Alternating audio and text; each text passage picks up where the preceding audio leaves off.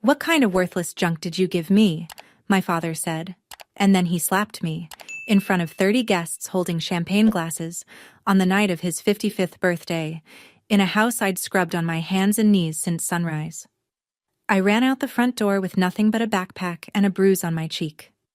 I didn't know it then, but that slap was the last thing Gerald Talbot would ever do to me. Because by midnight, I'd be sitting in a black SUV across from a stranger who'd say 5 words that would unravel 18 years of lies. Before I go on, please take a moment to like and subscribe, but only if you genuinely connect with this story.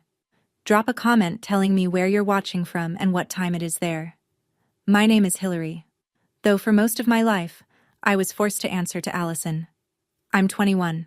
Now, let me take you back to that Saturday morning, the day Gerald Talbot turned 55, and the last day I spent under his roof.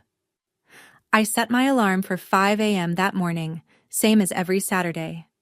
Except this Saturday came with a 2-page handwritten list Donna had left on the kitchen counter the night before. Sweep the patio. Arrange the folding chairs, 32 of them, one for each guest on Gerald's list. Press the tablecloth. Slice the lemons. Wash the Pottery Barn serving platters by hand because the dishwasher leaves spots. Their house sat on a quiet cul-de-sac in Henrico County, Virginia, a 4-bedroom colonial with a manicured lawn Gerald hired someone to mow, but told the neighbors I did. Inside, the dining table was solid oak, seats 12, polished weekly by me. On the counter, 2 cases of Napa Valley Cabernet and a 3-tier cake from a bakery that charged more for fondant than I earned in a week. My room was downstairs, not the finished basement, the storage closet next to the water heater. No window. A twin mattress Gerald had pulled from a curbside pile when I was 9. A wool blanket that smelled like damp cardboard no matter how many times I washed it. Megan's room was upstairs. Queen bed, flat screen, a vanity mirror ringed with those Hollywood bulbs. She was 23 and still lived at home. Still had her credit card linked to Gerald's account. Still hadn't learned how to boil an egg because that was what I was for. I'd spent 3 months saving for Gerald's gift. A leather wallet, real leather, from a department store downtown. $84, which doesn't sound like much unless you're earning $11 an hour scrubbing sheet pans at a restaurant called Rosie's off Route 1. I wrapped it in craft paper because I couldn't afford a gift bag. I didn't know, standing there in that kitchen at 5 in the morning with flour on my hands, that the wallet would be the last thing I ever gave that man. Gerald came downstairs at 10. Polo shirt. Ralph Lauren, the one with the big pony logo. Powder blue. Khakis creased like knife edges, cologne so thick it reached me before he did. He walked the patio like a general inspecting his troops, moved one balloon cluster 6 inches to the left, stared at the lemon slices I'd arranged on the water pitcher and said, without looking at me, "They're uneven. Do them again." Donna appeared at noon. Hair blown out, pearl studs, a linen dress from Ann Taylor she'd ordered online and made me steam. She inspected the kitchen, ran a finger along the countertop, and whispered something to Gerald I wasn't supposed to hear but did. "She only got you something cheap. Just brace yourself." Megan showed up last, because of course she did. New dress, new highlights, new heels clicking across the floor I'd waxed at 6 a.m. She handed Gerald an Apple Watch, the Series 9, stainless steel, the one that retails for $700. She'd charged it to the supplementary credit card Gerald gave her for emergencies. Gerald opened it, beamed, and kissed her forehead. "This is my girl," he told the first guests walking through the door. He had his arm around Megan. "She always knows what her old man likes." He didn't look at me. He never did when other people were watching. I was the girl who carried trays, refilled glasses, wiped condensation rings off the coffee table before they could set. When one of the guests, a woman from Gerald's office, asked Donna, "Shouldn't Allison sit down and eat with us?" Donna smiled the way she always smiled, warm as a closed door, and said, "Oh, she likes to help. It's her way of showing gratitude. You know how it is with adopted ones." I kept carrying trays. It happened during the gift opening. Gerald sat at the head of the table like it was a throne. 30 guests arranged around him. Neighbors, church friends, a few co-workers from the insurance agency he managed. Champagne flutes catching the patio string lights. Megan perched on the armrest of his chair, filming on her iPhone. Donna stood behind him, one hand on his shoulder, radiating the image of a woman who had everything figured out. I came forward with the craft paper package. I'd written on the front in my neatest handwriting, "Happy birthday." Allison. Gerald took it, weighed it in his hand. I remember thinking he might actually smile. He smiled sometimes, when no one could accuse him of going soft. But then he tore the paper, pulled out the wallet, flipped it open, flipped it closed, and held it up like evidence at trial. "What kind of worthless junk did you give me?" His voice cut through the chatter. Conversation stopped. Forks paused midair. Someone set down a glass too carefully. I started to explain. "I saved up for 3 months." 3 months, and this is all you got?" He stood. The chair scraped the flagstone. "Even the dog gets better treats." And then he hit me. Open palm, right across the left side of my face. The sound was sharp and flat, the kind that doesn't echo because it doesn't need to. My head snapped sideways. A champagne flute fell off the table and shattered on the patio floor, and for a second that was the only sound in the world. No one moved. Donna looked down at her plate. A man from Gerald's office studied his napkin. Megan bit her lip and kept filming. One person stood. Ruth Kessler, the next-door neighbor, 70 years old and 5 feet tall. "Gerald, that was uncalled for. Stay out of my family business." Ruth sat back down, but she didn't look away from me, and I have never forgotten that. I stood there with the taste of copper on my tongue and a wallet on the ground between us, and I thought, that slap will be the best evidence the lawyers need. I didn't understand that thought yet. I wouldn't understand it for hours, but something inside me had already started counting. I didn't go back to the party. I went to the storage closet, pulled the Jansport backpack off the nail on the wall. Faded navy, fraying at the zipper, the only thing that had followed me from high school, and packed what I could. 2 shirts, 1 pair of jeans without holes, a toothbrush, a phone charger. The envelope I'd found in the bottom of a box Gerald threw out last spring, the one with a state logo I didn't understand yet, and from inside a shoebox under my mattress, $340 in cash, mostly 1s and 5s, tip money from Rosie's that I'd hidden because Gerald checked my bank account, $340, a backpack, a bruise already blooming purple on my cheekbone. That was everything I owned in this world. I walked through the living room on my way out. The party had resumed. Gerald was laughing at something someone said, champagne in hand, the wallet nowhere in sight. Megan was showing guests something on her phone, probably the video. Donna stood at the window and watched me cross the front yard. She reached for the curtain and pulled it shut. Nobody called my name. Outside, the October air hit my face and the sting on my cheek flared like a second slap. Henrico County at 9 p.m. is dark. Not city dark, where there's always a bodega lit up on the next corner, but suburb dark, where the streetlights are spaced far apart and the silence between houses feels deliberate. I walked along Patterson Avenue. No destination, just a way. Behind me, the music from the party got softer and softer until it was just bass notes and then nothing at all. I'd made it maybe 2 miles when headlights slowed behind me. A black Cadillac Escalade, clean tinted windows, Virginia plates. It rolled to a stop 10 feet ahead. The rear door opened. And I should have run. Every instinct said run. But I was already so tired of running from things, I thought. Maybe just this once, I'd see what was running toward me. A man stepped out first.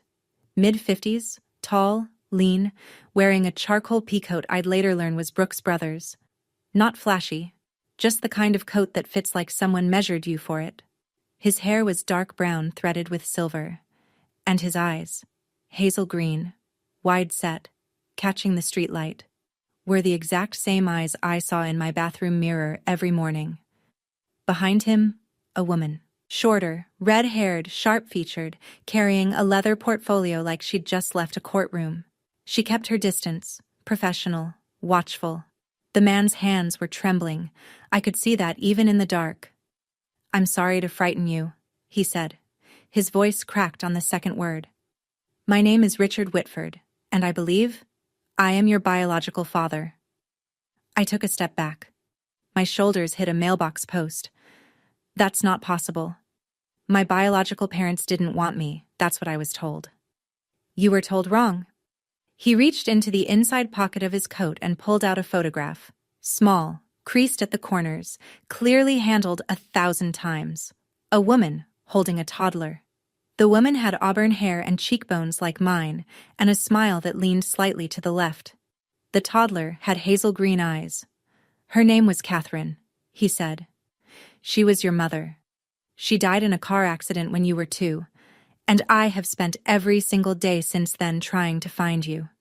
I looked at the photograph, then at him, then at the photograph again, because the woman in it had the same mouth I did, the same tilt of the head, and looking at her felt like finding a word you've been searching for your whole life. The red-haired woman spoke. "My name is Margaret Hale. I'm Mr. Whitford's attorney, specializing in family law. We're not here to take you anywhere you don't want to go.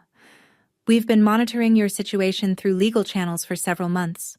Tonight, when our investigators saw you leave the house, we made the decision to approach." "You were watching the house?" Margaret nodded. "The birthday party. Many guests. It was the safest opportunity to confirm your identity visually." She paused. "We also saw you run." I touched my cheek without thinking. The bruise pulsed under my fingertips. Richard Whitford looked at the mark on my face, and something behind his eyes broke very quietly. We sat in the back of the Escalade. Richard on one side, me on the other, Margaret in the front passenger seat with her portfolio open. The engine was running, the heat on low. It was the warmest I'd been all night.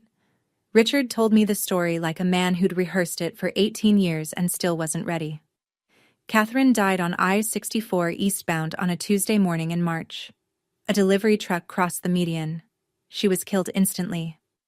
Richard was in the passenger seat. Shattered pelvis, collapsed lung, 4 months in the hospital. Hillary, me, was at home with a neighbor. "While I was in the ICU," he said, "Child Protective Services placed you in emergency foster care. Standard procedure when there's no available parent." I understood that. What I didn't understand was why, when I got out of the hospital and filed to bring you home, they told me I couldn't. A social worker named Leonard Grubb handled the case. Grubb told the family court that Richard had signed a voluntary relinquishment of parental rights, a legal document surrendering custody permanently. Grubb presented the court with a signed form. The judge approved the adoption. "I never signed anything," Richard said. "I was on a ventilator. I couldn't hold a pen, let alone read a legal document, but the court had a piece of paper with my name on it, and that was enough." By the time Richard hired a lawyer and challenged the ruling, it was too late. The adoption had been finalized. The file was sealed. His daughter had a new name, a new family, a new life somewhere in Virginia that he wasn't allowed to know about. "So I hired investigators," he said. "Year after year.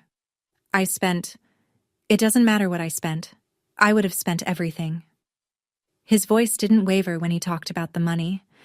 It wavered when he said the word, everything. "Leonard Grubb," I said. "How much did they pay him?" Richard looked at Margaret. Margaret closed her portfolio and said, "That's what we intend to prove in court."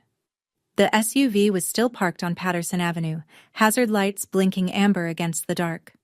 I sat with my backpack on my lap, clutching the straps like a kid on the first day of school, and I told them about the envelope. Last spring, Gerald had decided Megan needed a yoga studio in the house. That meant clearing the storage closet, my room, and moving my things to an even smaller corner by the furnace.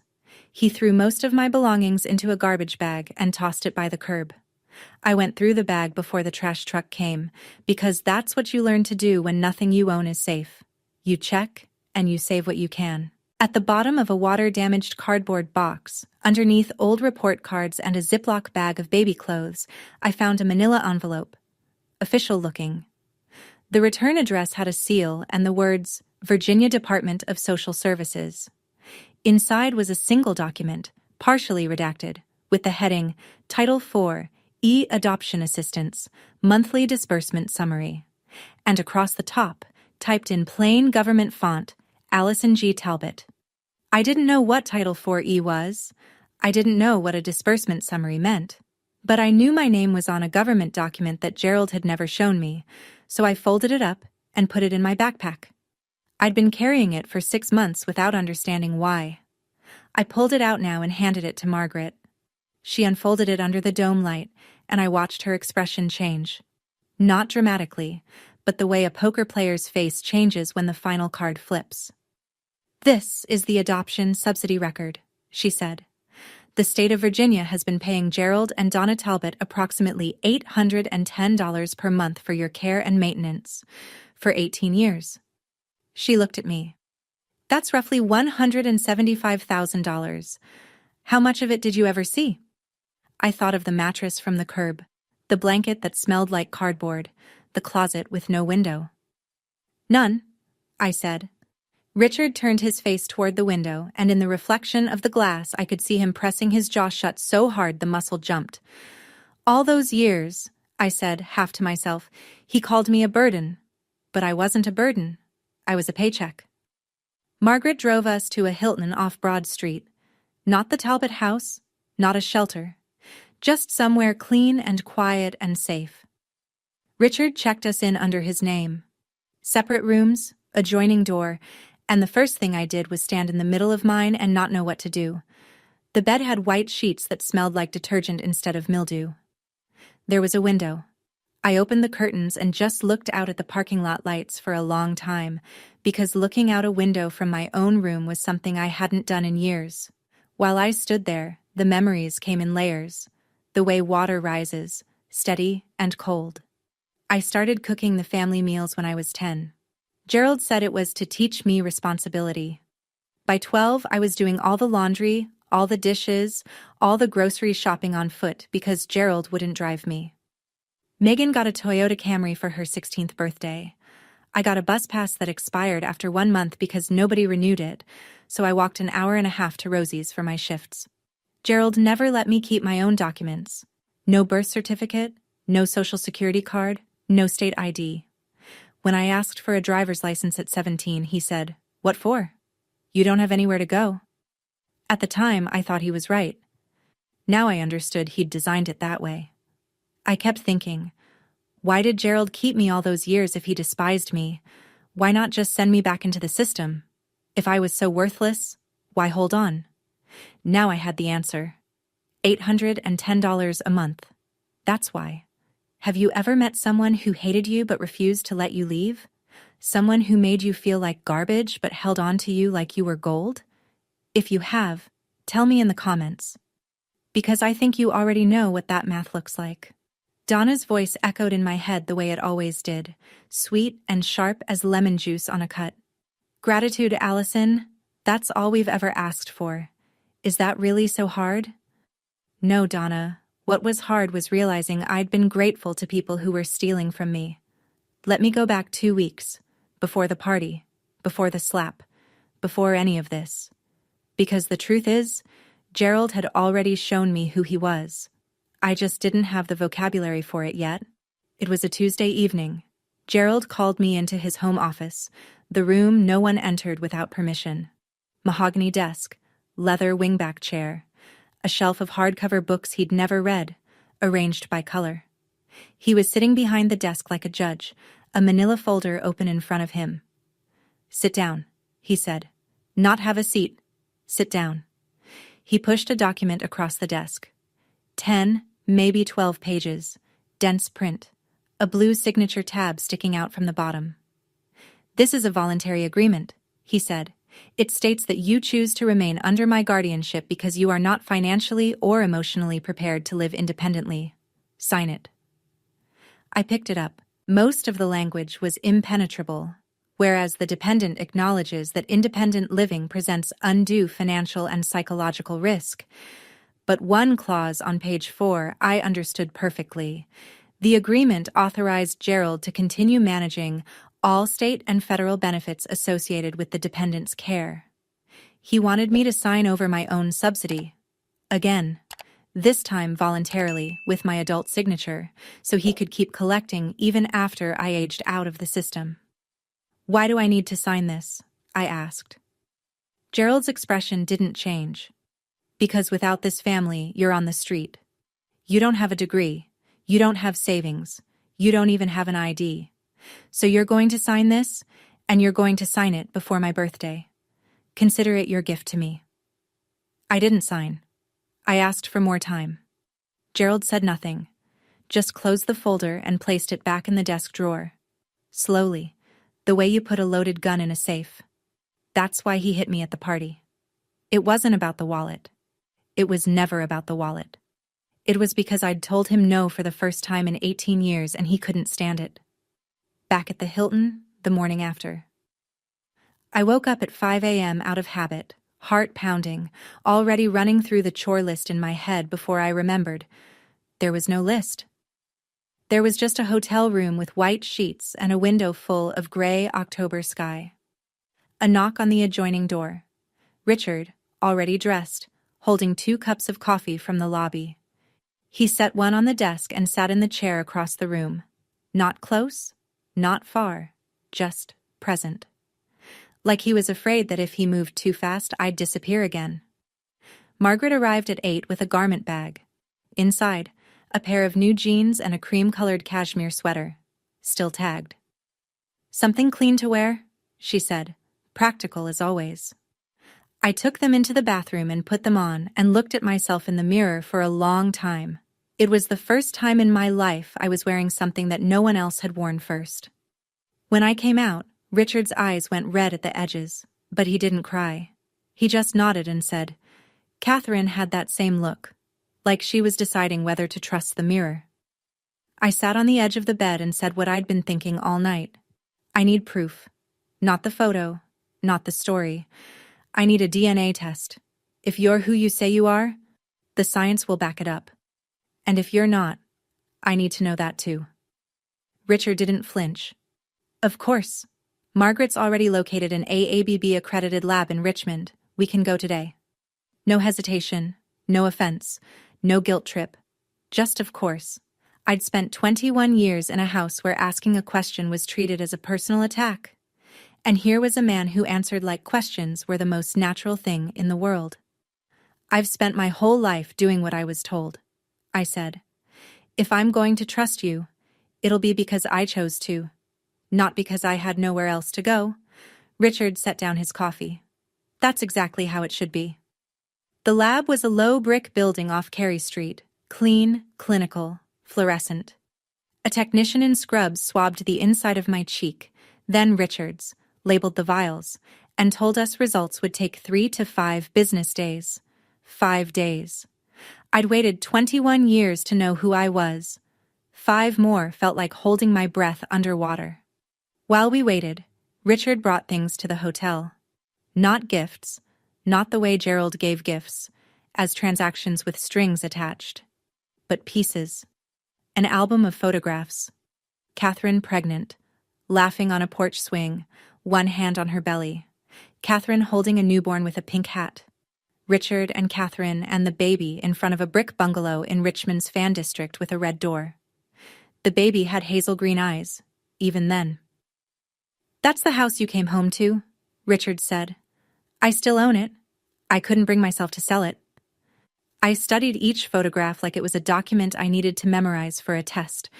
My mother's face, her hands, the way she stood, slightly tilted, weight on her left foot, the same way I stand when I'm not thinking about it. She's beautiful, I said. You look exactly like her, he said, especially the eyes. On the 5th day, Margaret called. I was sitting on the hotel bed with the album open to a photo of Catherine blowing out birthday candles when my phone rang. 99.998% probability of paternity, Margaret said. It's confirmed. Richard Whitford is your biological father.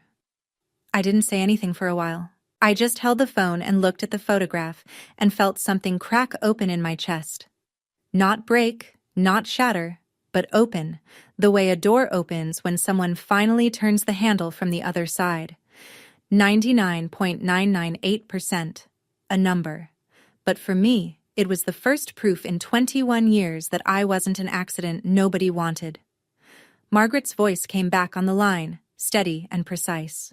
Now, we have enough. The next step is family court. Here's what I learned later. From the court filings, from Ruth Kessler's testimony, from the texts Donna would eventually hand over to Margaret. The morning after the party, Gerald called the Henrico County Police and reported me missing. Not because he was worried, because he was calculating. The officer who responded ran my information and told Gerald what he didn't want to hear. I was 21, a legal adult. If I'd left voluntarily, there was no missing persons case to open. She didn't leave voluntarily, Gerald told the officer. She's mentally unfit. She can barely function without supervision. The officer asked if Gerald had any documentation of that. A diagnosis, a guardianship order, anything legal. Gerald didn't, because I wasn't mentally unfit. I was just controlled. That night, according to Donna's texts, the ones she'd later surrender as evidence, Gerald paced the living room for 3 hours.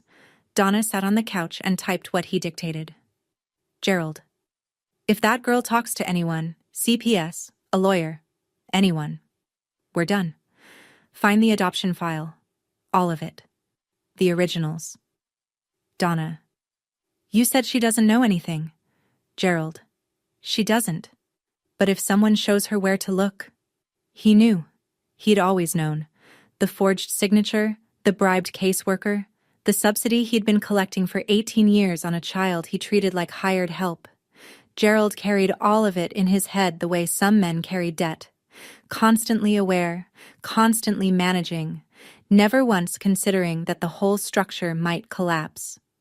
Gerald wasn't afraid of losing me. He was afraid of what I'd find out once I was free. He didn't know that the man he should have been afraid of, the man who'd spent 18 years and a private investigator's retainer trying to find his daughter, was sitting in a Hilton 20 minutes away, assembling a file 3 inches thick. Margaret spread the documents across the hotel desk like a surgeon laying out instruments. This was the second time I saw the evidence. But this time, it had teeth. Look at this, she said, sliding a photocopied form toward me.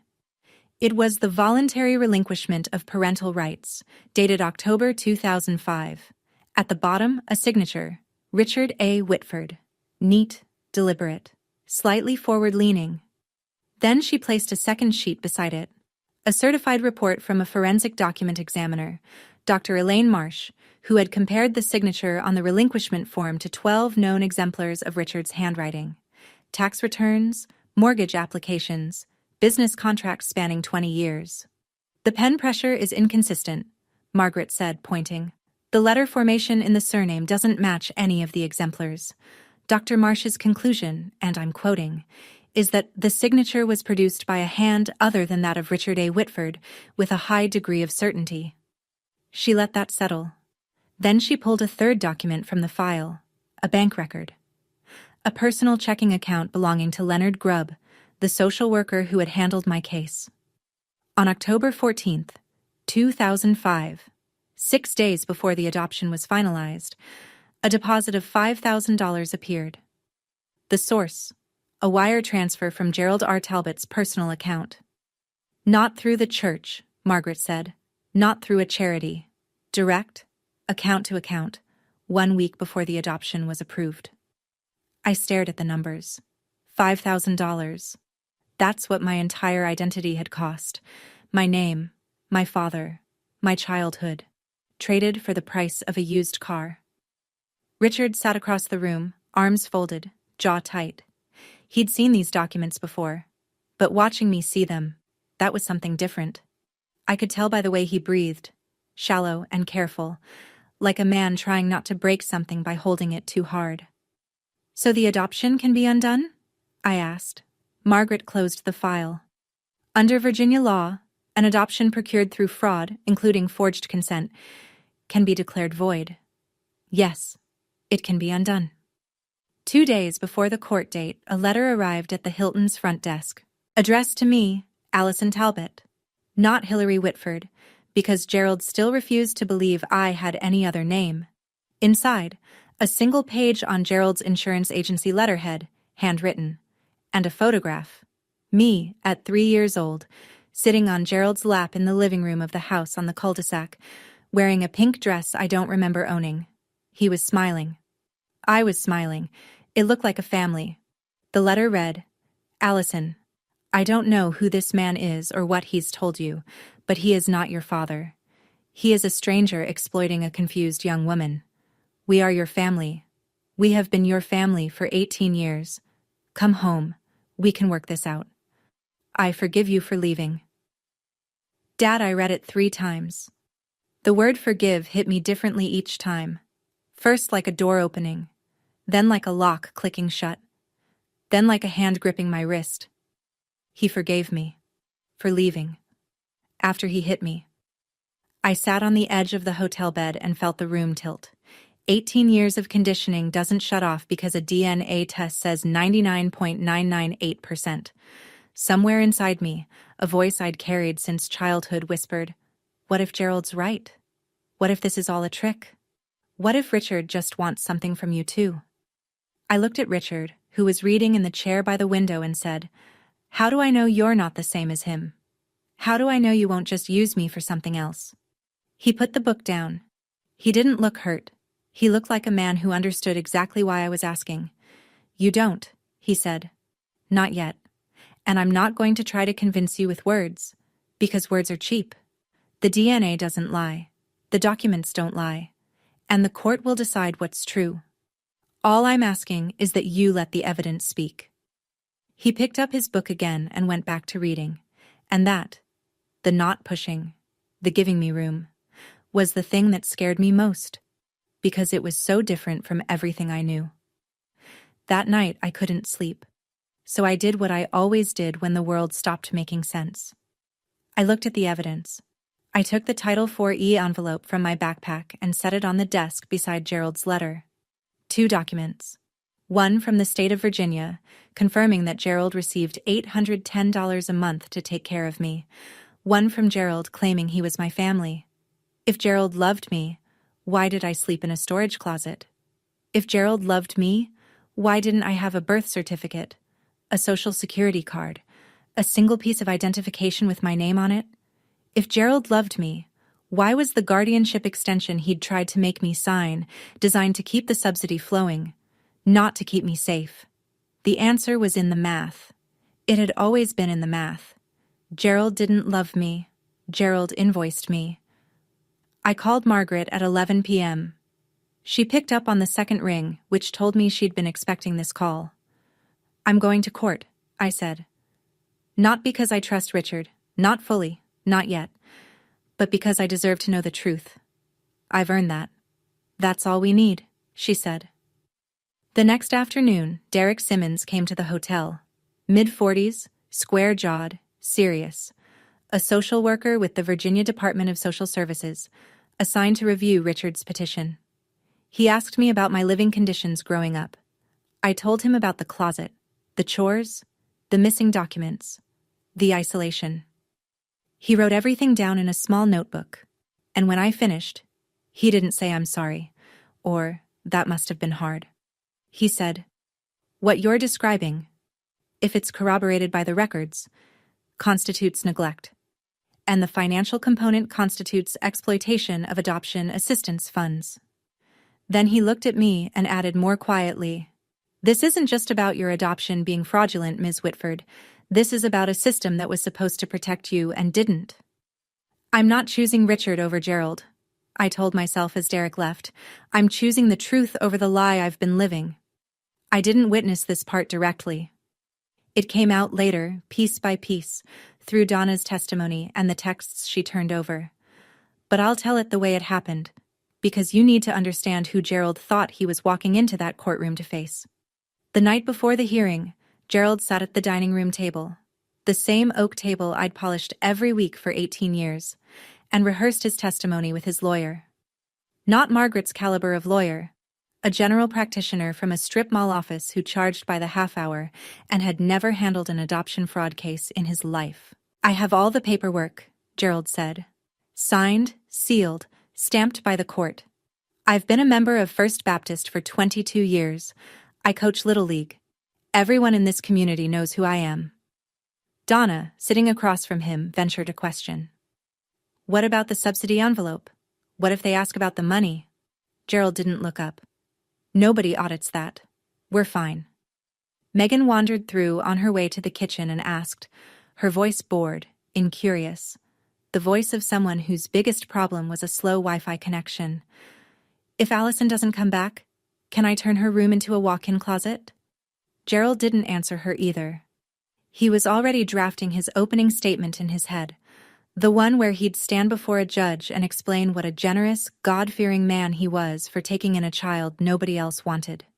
He didn't know that the judge would be looking at a 3-inch file of forged signatures, bribery records, and a forensic examiner's report. He didn't know that the girl he'd raised to be silent had finally found her voice. He didn't know that the man sitting across the aisle would be the father whose name someone had forged 18 years ago. Gerald walked into that courtroom like a man who had never lost. He was about to learn what losing looked like.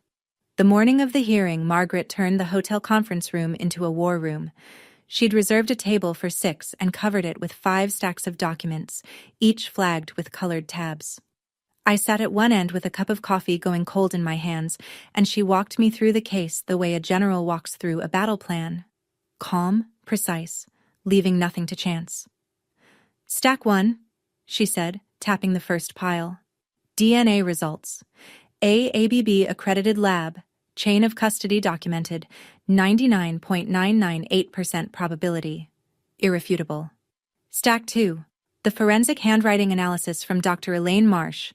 The signature on the relinquishment form is not Richard's. Her report is 46 pages, but the conclusion is 1 sentence. Stack 3. Financial records obtained through our petition to the Virginia Department of Social Services. Gerald and Donna Talbot received $810 per month in Title IV e-adoption assistance for approximately 216 months. Total, $174,960. Derek Simmons's assessment confirms the funds were not used for your welfare. Stack 4. Derek's full report. Child neglect findings. No medical records after age 14. No personal identification documents in your possession. Living conditions inconsistent with the purpose of adoption assistance. Stack 5. She paused. A sworn declaration from Ruth Kessler, your former neighbor. She's agreed to testify that she witnessed ongoing patterns of unequal treatment and that she personally observed Gerald strike you at the birthday party. Ruth, 70 years old, 5 feet tall, the only person in that backyard who'd stood up. I hadn't spoken to her since that night, but she'd spoken to Margaret, and she hadn't hesitated. Do I have to say anything in court? I asked. Margaret looked at me. Only if you want to. The paperwork speaks for itself. Richard, sitting at the far end of the table, hadn't said a word through the entire briefing. Now he spoke, just once. Whatever happens in there, you already won. You're free. I looked at the 5 stacks on the table.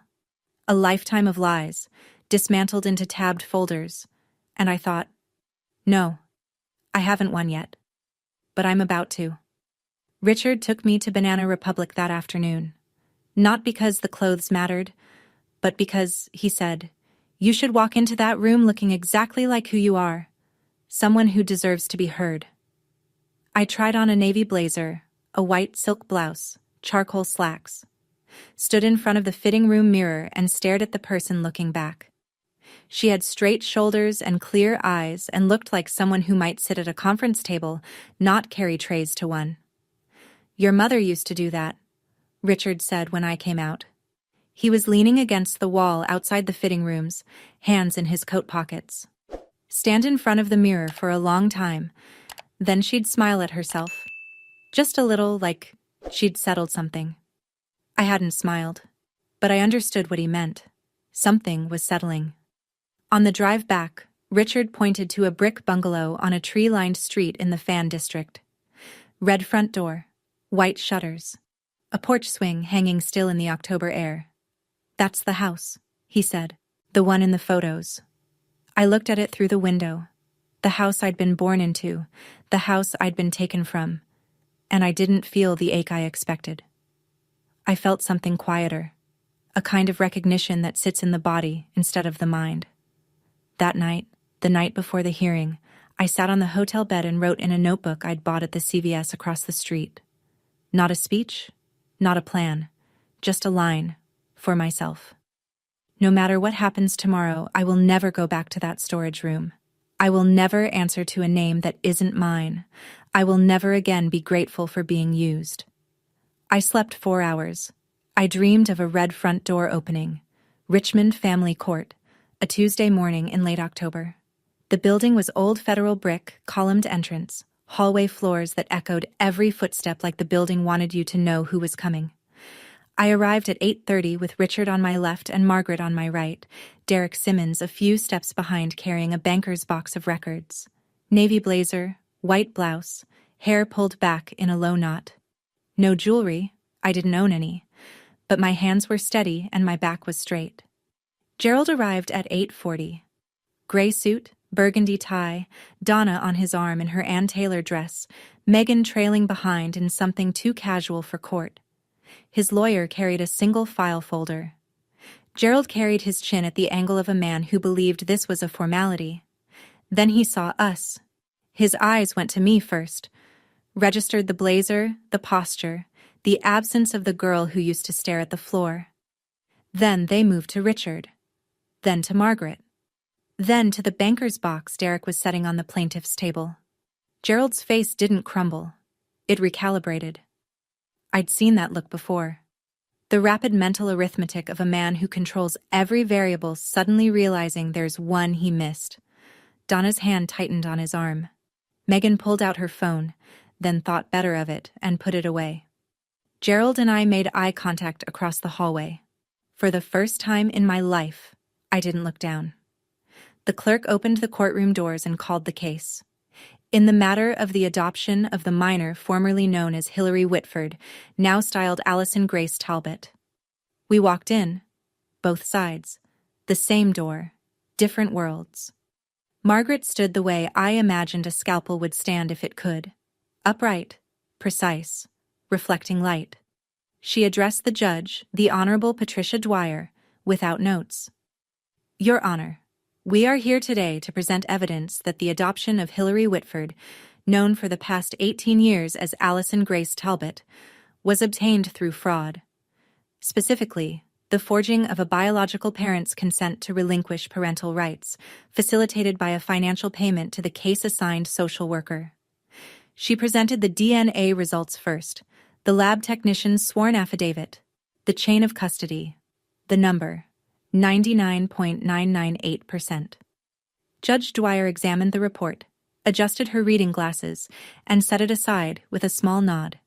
Then Margaret introduced the forensic handwriting analysis, Dr. Elaine Marsh's 46-page report, condensed to its final paragraph. It is my professional opinion, to a reasonable degree of scientific certainty, that the signature on the voluntary relinquishment of parental rights dated October 2005 was not produced by Richard A. Whitford. Gerald's lawyer stood. Your Honor, my client has a legally executed adoption decree, approved by this court system nearly 2 decades ago. The petitioner is attempting to relitigate a settled matter based on a hired expert's opinion. Margaret didn't turn around. Your Honor, a decree built on a forged signature is not settled. It is concealed. We are here to unconceal it. I heard Ruth Kessler shift in the gallery behind me. A man I didn't recognize. Later I'd learn he was a courthouse reporter for the Richmond Times-Dispatch, wrote something in a narrow notebook. 2 women from Gerald's church sat in the second row, their faces tight with the particular discomfort of people watching a reputation disassemble in real time. Judge Dwyer looked at Gerald's lawyer over her glasses. The court will hear the petitioner's full presentation. Continue, Ms. Hale. Margaret moved to the financial records, and this was where the air in the courtroom changed. She projected the Title IV-E disbursement summary onto the courtroom screen, the same document I'd pulled from a garbage bag 6 months ago. Month by month, year by year, a column of numbers running down the page like a ledger of my childhood. Mr. Talbot, Margaret said, The judge had permitted direct questioning. The state of Virginia paid your household $810 per month in adoption assistance for the care of the child placed with you. Over approximately 18 years, that totals $174,960. Can you tell the court how those funds were allocated toward the child's welfare? Gerald straightened in his chair. Everything went to the girl.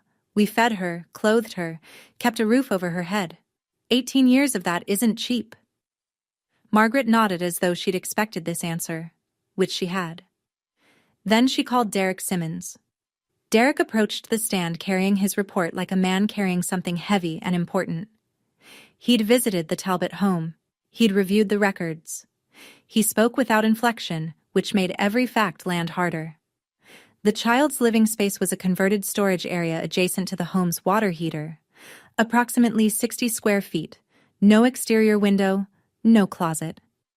The mattress showed visible wear and water damage consistent with curbside salvage. I found no medical records for the child after age 14. No pediatric visits, no dental records, no immunizations after 8th grade. The child had no state-issued identification, no social security card in her possession, and no documented access to her own adoption file. He looked at the judge. In my professional assessment, Your Honor, the living conditions described and observed are consistent with child neglect, not with the intended purpose of adoption assistance funds. Donna started crying. Softly at first, then louder. The performed kind of crying that draws eyes. Gerald squeezed her hand and set his jaw, projecting the image of a husband protecting a fragile wife from unfair accusations. But Ruth Kessler was next. She took the stand in a navy cardigan and sensible flats, and she didn't perform anything. I've lived next to that family for 12 years, Ruth said. I watched that girl mow their lawn, wash their cars, hang laundry in the backyard while the other daughter, the biological one, sunbathed on a lounge chair. I never once saw Allison, Hillary, sit at their dinner table when guests were present. And on the night of Mr. Talbot's birthday, I watched him strike her across the face in front of 30 people because she gave him a gift he thought was beneath him. The courtroom was quiet in the way a room is quiet when everyone in it is recalculating what they thought they knew. Margaret waited for Ruth to step down, then turned back to Gerald. Mr. Talbot, do you know a man named Leonard Grubb? Gerald didn't blink. No. Margaret produced a photograph, printed on glossy stock, date stamped in the corner. 2 men standing at a folding table at an outdoor event. One was Gerald, 10 years younger. Polo shirt, paper plate in hand. The other was a thin man with glasses and a Virginia DSS lanyard around his neck. This was taken at the First Baptist Church community picnic in June 2004, Margaret said. 1 year before the adoption was finalized.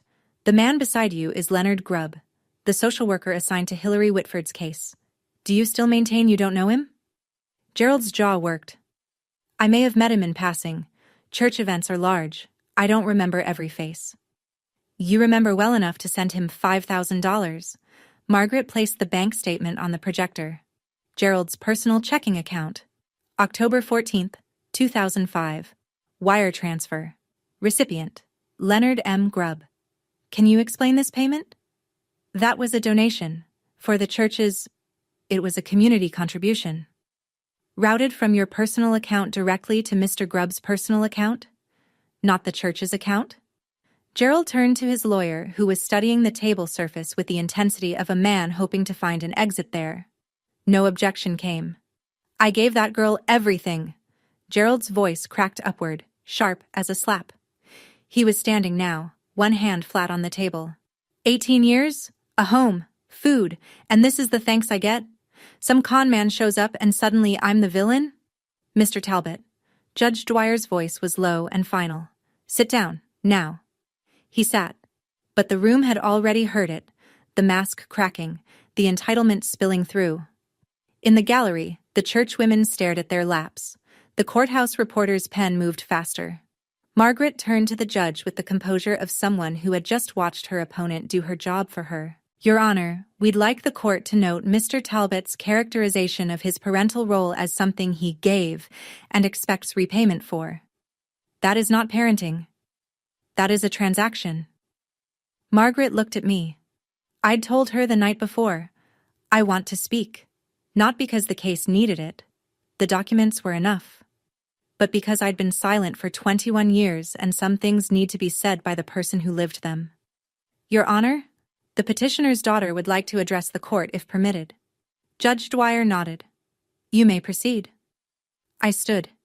Navy blazer, white blouse, hands at my sides.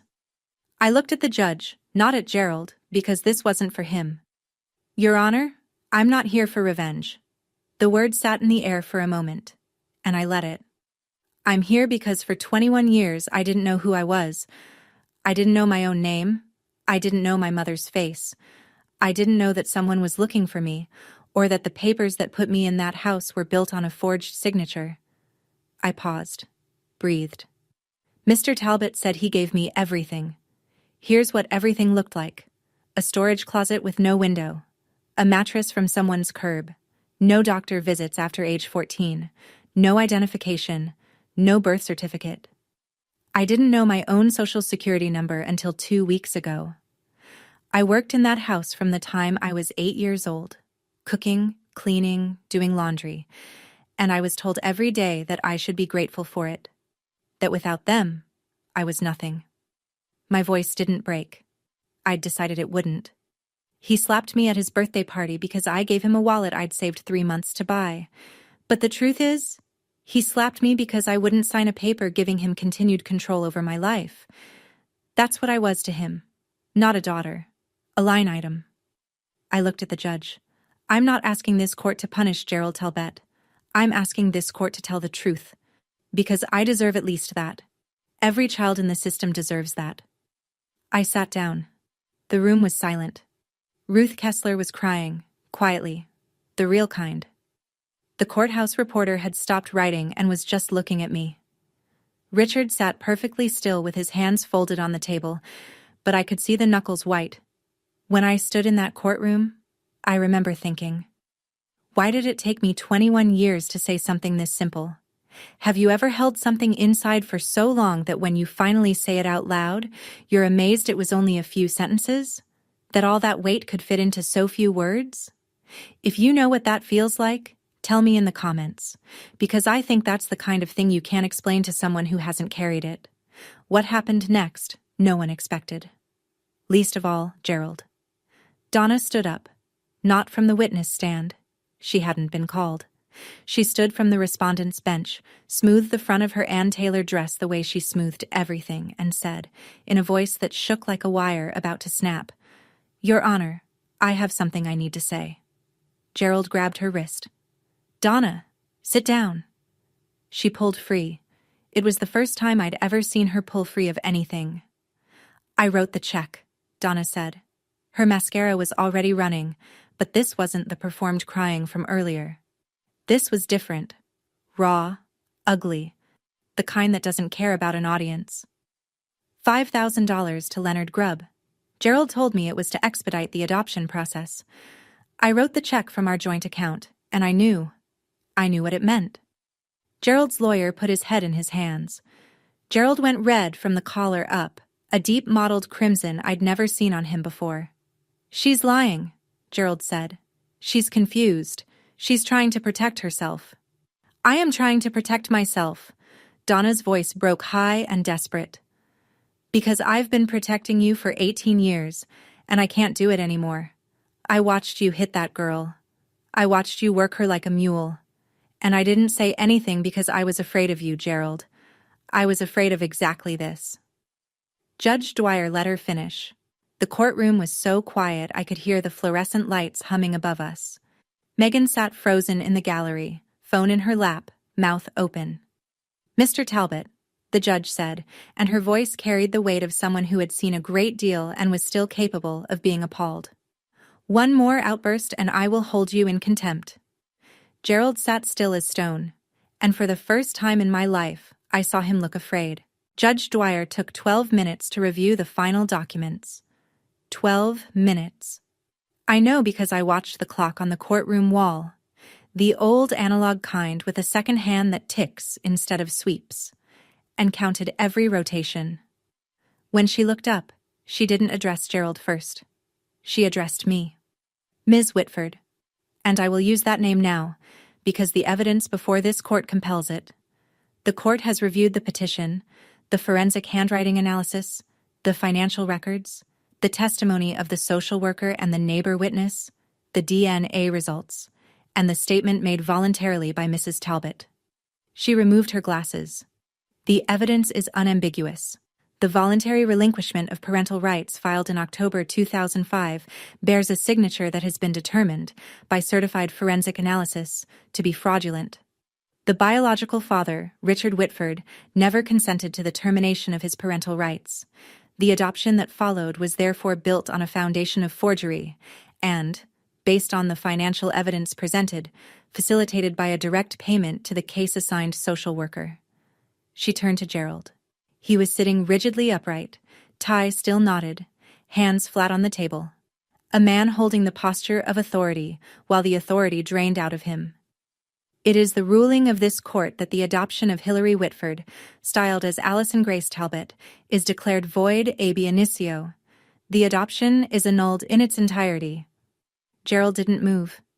Furthermore, the court orders Gerald and Donna Talbot to make full restitution of all Title IV adoption assistance funds received, totaling $174,960, to the Commonwealth of Virginia. Donna let out a sound that wasn't quite a word.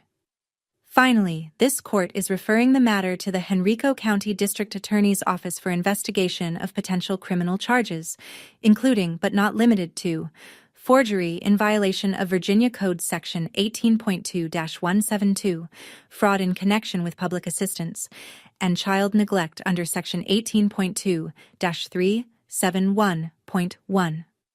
The judge set down her papers. The child's legal name is restored to Hilary Whitford, effective immediately. Court is adjourned.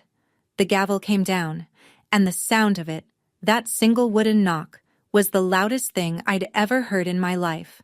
Louder than the slap. Louder than 18 years of silence. It sounded like a lock opening. In the gallery, Ruth Kessler pressed both hands to her mouth.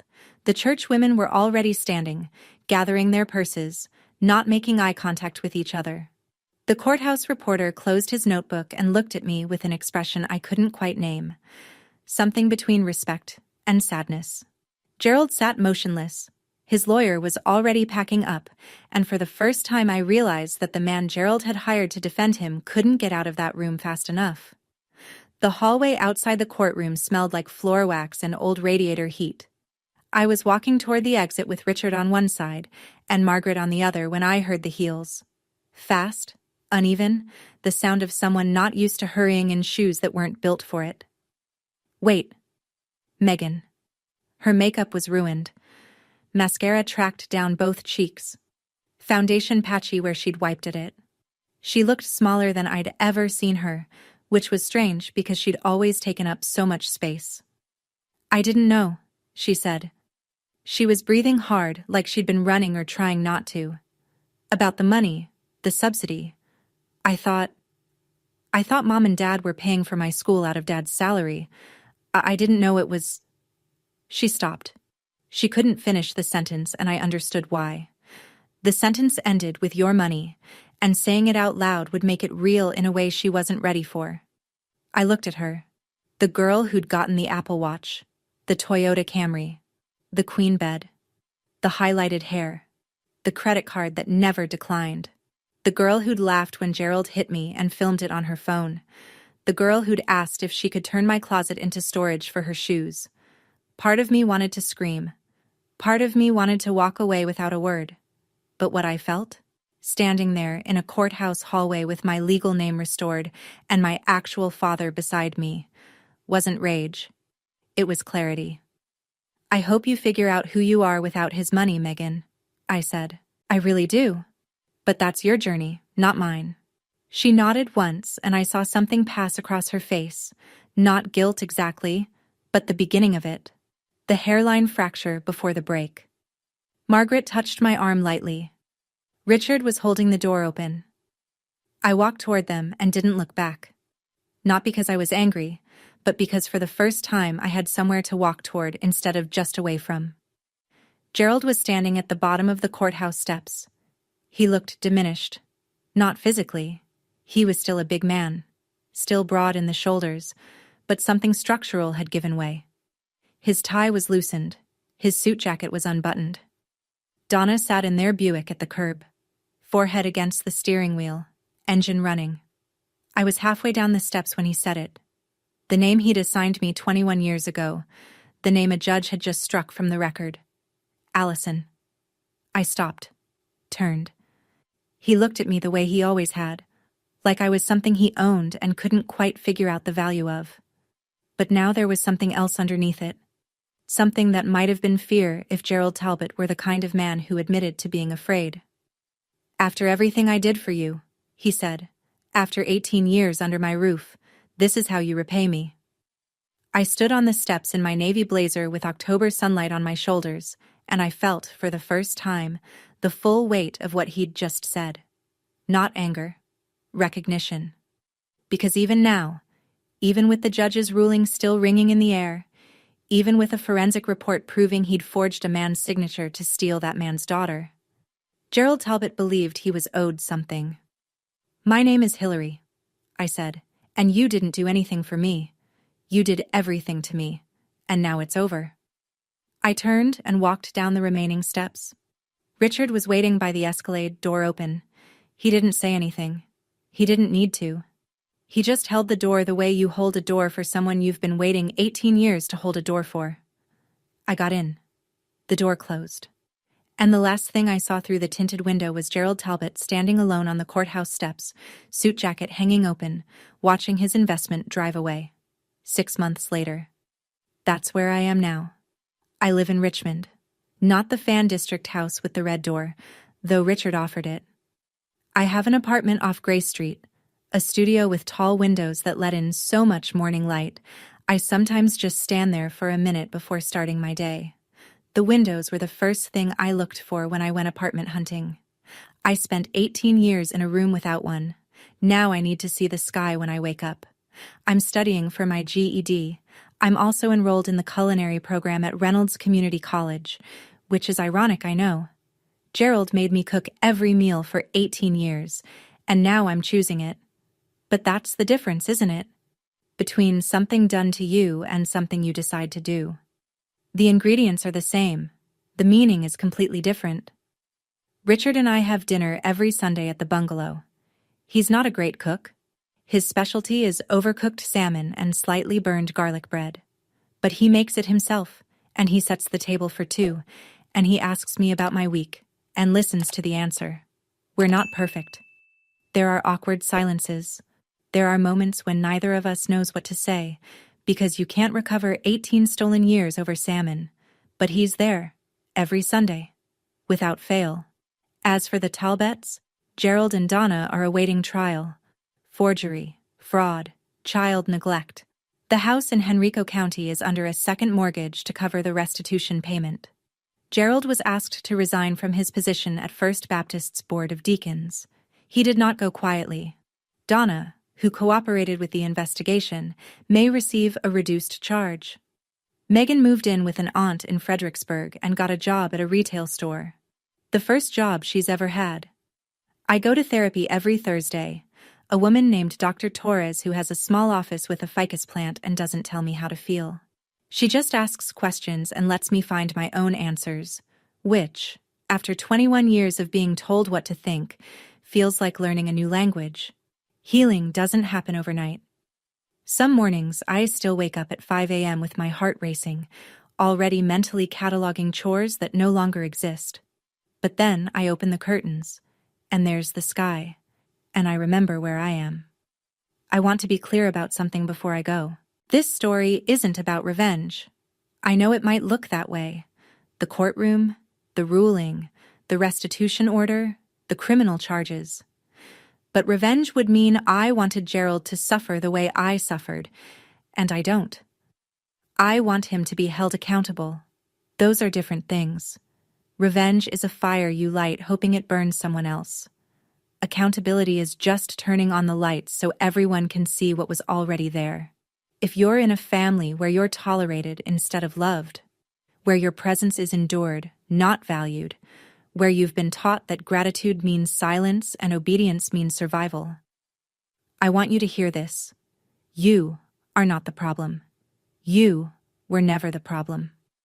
The people who made you feel like a burden were carrying their own debts, and they put the weight on you because you were small enough to accept it. You deserve to know your own name. Family isn't paperwork. It isn't a court decree or an adoption file or a signature, forged or otherwise. Family is the person who sits with you while you learn to trust again. The person who says of course when you ask for proof instead of faith. The person who holds the door and doesn't ask you to be grateful for it. Last Sunday, Richard and I sat on the porch of the bungalow on the Fan District Street, the one with the red door. He was drinking coffee. I was reading. Neither of us was talking, and it was the most comfortable silence I've ever known. At one point, he looked over and said, "I'm glad you're here." And I said, "Me too." My name is Hillary Whitford, and for the first time in my life, I know exactly who I am. Thank you for staying until the end. If this story made you feel something, anger, relief, recognition, or just the quiet understanding that you've been in a room like that too, write it in the comments. I read everyone. And if you want to hear what happened to a woman whose in-laws threw her out of the house on Christmas Eve, that story's in the description below. Click it. I promise you won't regret it. Until next time. Take care of yourselves, and if someone's still telling you that you should be grateful for being mistreated, you have permission to stop listening.